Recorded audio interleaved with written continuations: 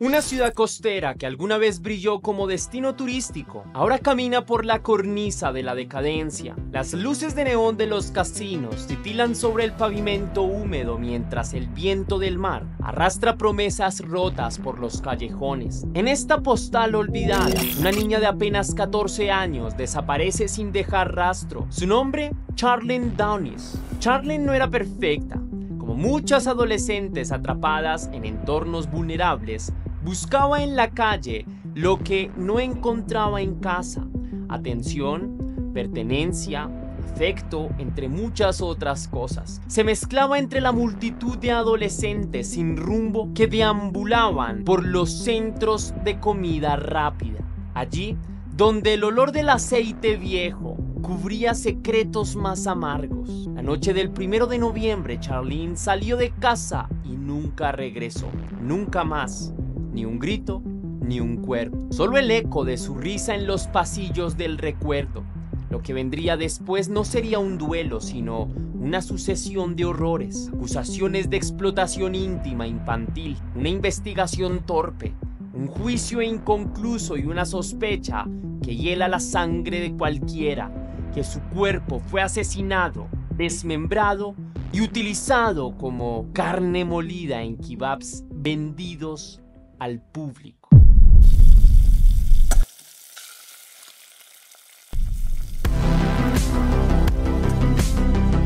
Pero antes de iniciar, quiero enviar un saludo a Ana Catalina Po, que me escribió: hola Tess, gracias por tu trabajo, me encantaría que hicieras el caso de Adriana Buitrago, ya que la mencionas. Sería genial hacer más eco de esa desaparición. Su mamá no ha parado de buscarla. El presunto responsable es su pareja, quien ha hecho de todo por desvincularse de estos hechos. A su mamá la han intentado callar y aún así ella sigue en su búsqueda. Ayúdala. Un abrazo enorme para ti. Bueno, muchas gracias por tu mensaje, lo valoro profundo, gracias por tu apoyo. Creo que no es el caso de Adriana Buitrago, sino el de Natalia Buitrago. Entonces, muchísimas gracias por tu sugerencia. Haré lo posible por armar la investigación correspondiente. Te envío un fuerte abrazo y te deseo lo mejor del mundo. También quiero saludar a Margarita Humada, que me escribió: este caso, como tantos otros en Chile, pone de manifiesto la violencia que vivimos. Es una pena enorme. Cero respeto por la vida. Ninguna mujer debe ser violentada, asesinada. Gracias Tess Misterios por hacer visible este caso y tantos otros narrados por ti, siempre con respeto y empatía hacia las víctimas y sus familias. Saludos desde Valparaíso, Chile. Muchísimas gracias a ti por verme, por disponer un rato de tu tiempo, lo valoro con el alma. Te envío un fuerte abrazo hasta Chile y espero que las cosas en tu vida vayan de maravilla. Por favor, cuídate mucho.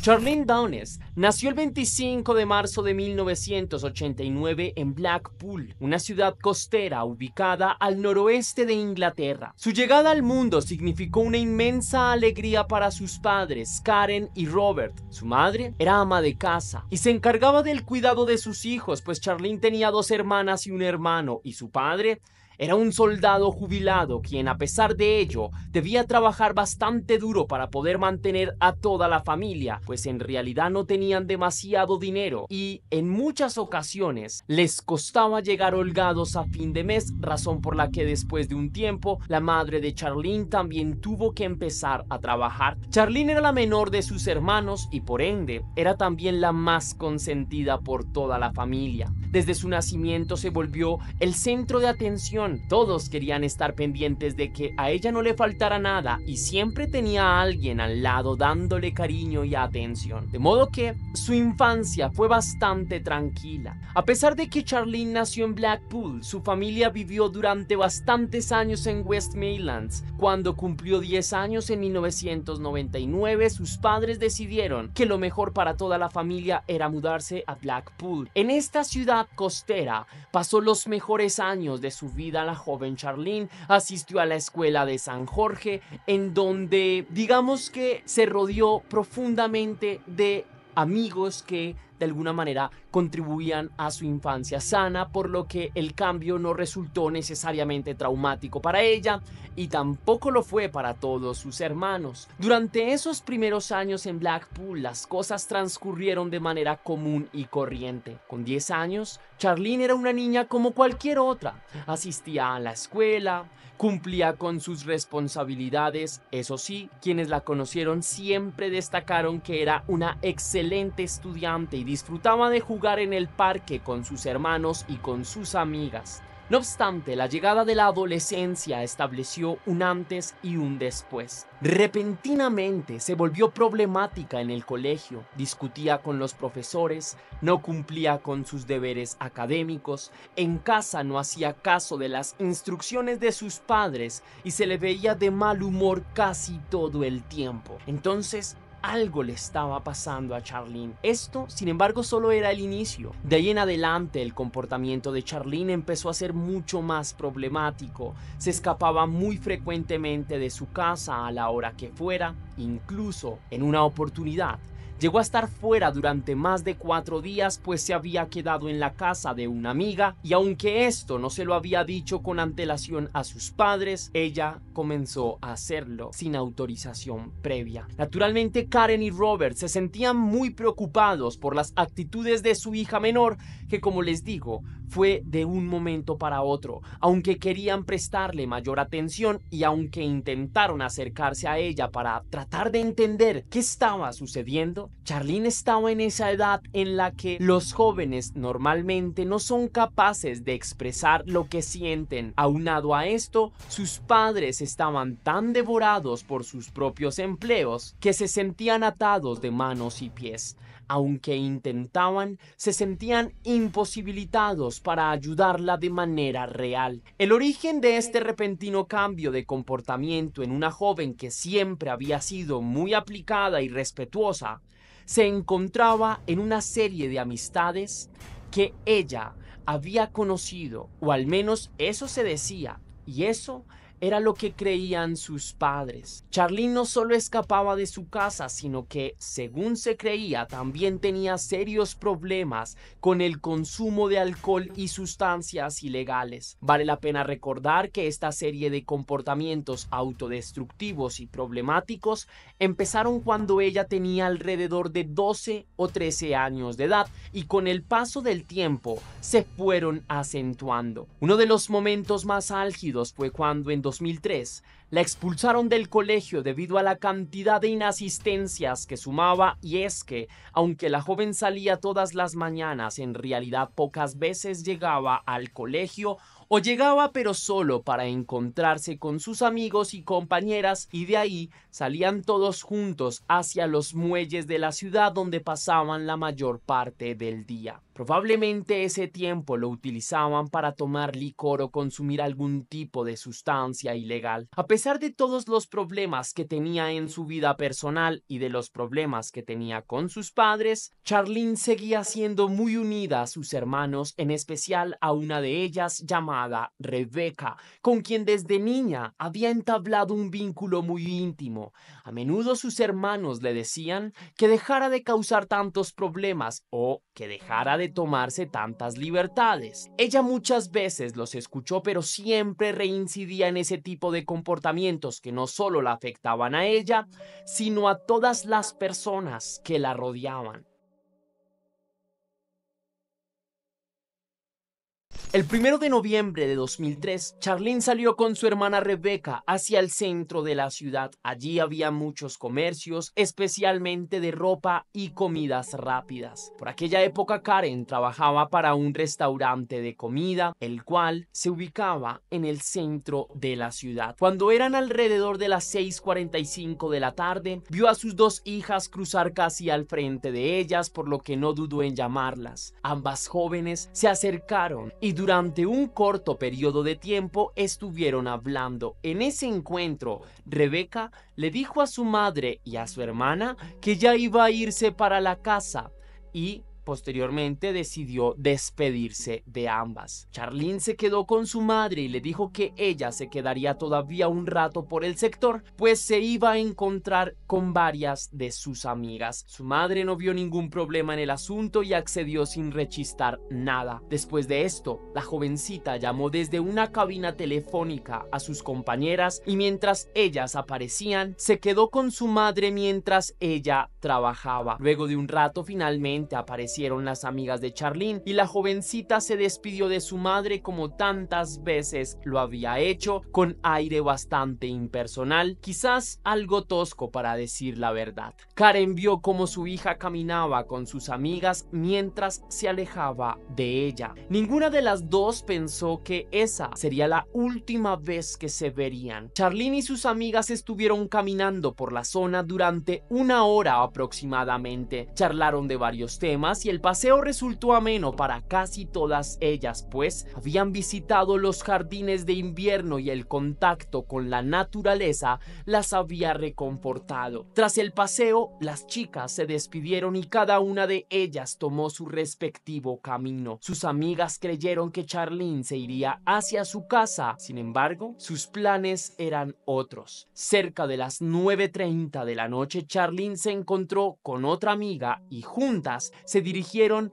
al Carousel Bar ubicado en el muelle costero de North Pier. Ella y su amiga estuvieron en el lugar hasta aproximadamente las 10 de la noche, luego regresaron al centro de la ciudad en donde estuvieron paseando durante al menos otra hora larga. Las chicas se despidieron cerca de Talbot Road y Abington Street. De ahí en adelante no se sabe nada más de Charlene, salvo que nunca regresó a su casa, aunque estas últimas actividades de la joven a simple vista puedan parecer algo cuestionables. En realidad era una práctica bastante común entre los jóvenes de secundaria de Blackpool salir a dar paseos nocturnos cerca del muelle. El bar al que las dos chicas ingresaron no era realmente un bar, sino más bien un lugar en el que bandas locales tocaban distintos géneros musicales y las personas asistían para ver estos toques. Esa noche, después de una larga y extenuante jornada laboral, Karen llegó a su casa, intercambió unas escasas palabras con su esposo e hijos y se quedó profundamente dormida. En la madrugada se despertó bastante turbada y fue a revisar si Charlene había llegado a casa, pero ella simplemente no estaba. La mujer dejó que amaneciera, aunque no era la primera vez que pasaba por una situación de este tipo. La familia nunca dejaba de asustarse, sin embargo, ante estos incidentes, y apenas el sol alumbró las calles, ella se fue directamente a una estación de policía para reportar la desaparición de su hija. Las autoridades en oportunidades anteriores ya habían tenido reportes de las desapariciones de Charlene. Pese a ello, su obligación era velar por hallarla. En esta oportunidad, la policía le dijo a Karen que probablemente esta era una de las tantísimas desapariciones de su hija. Le dijeron que probablemente aparecería al cabo de unas horas o de un par de días. Naturalmente, Karen no esperaba este tipo de respuesta y ella y toda su familia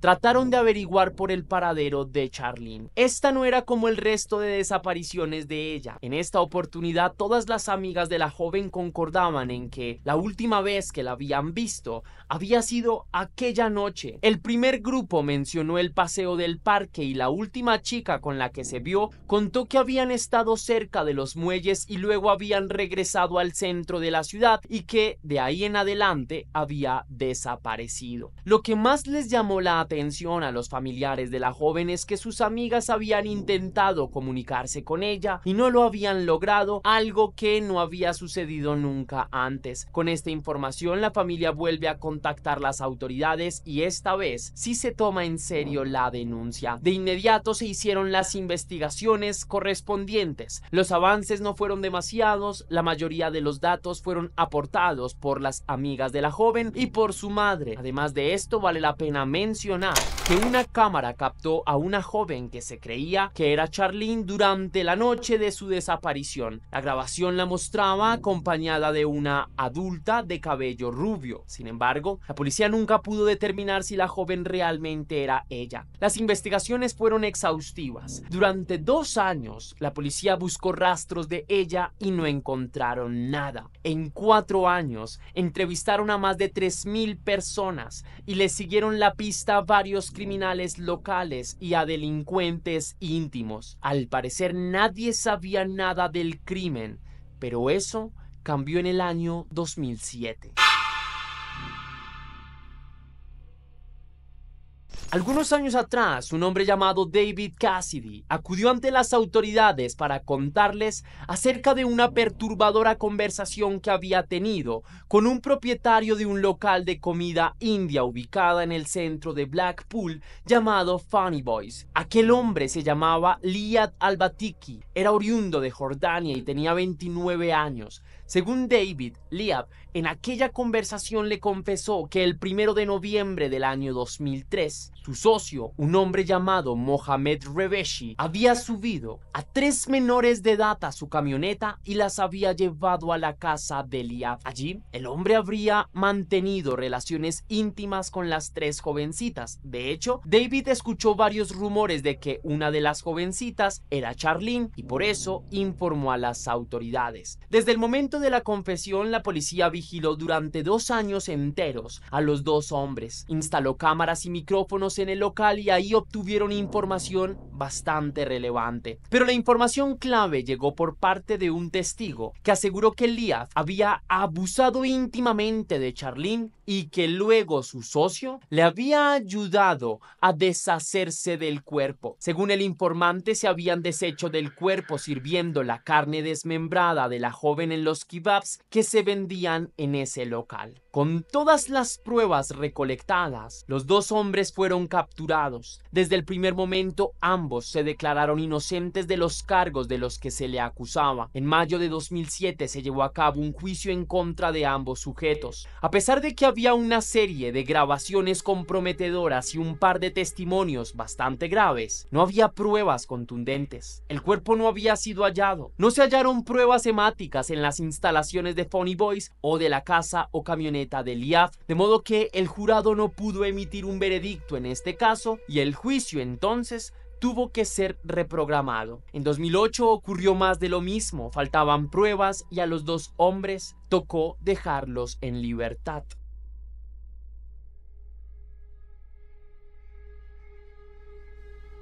Blackpool es el epicentro de la trata en Inglaterra. Tras el fallido juicio, la población se interesó más por el caso de Charlene y se redoblaron los esfuerzos para dar con ella. Sin embargo, la búsqueda de la joven generó un efecto colateral, pues se empezó a desarrollar una investigación sobre la prostitución infantil y los abusos íntimos en Blackpool. A través del diario The Guardian, la periodista Julia Vindel publicó un artículo en el que expuso que la cifra de trabajadores del centro de Blackpool arrestados por crímenes íntimos era sumamente alarmante. Según los informes de la periodista, en el centro de la ciudad operaba una enorme red de comercio de menores y los trabajadores de los locales de comida hindú y asiática serían los encargados de captar a las menores de edad. Según la investigación de la periodista, estos individuos manipulan a pequeñas desde los 3 hasta los 15 años y aprovechándose de su vulnerabilidad económica, afectiva y emocional,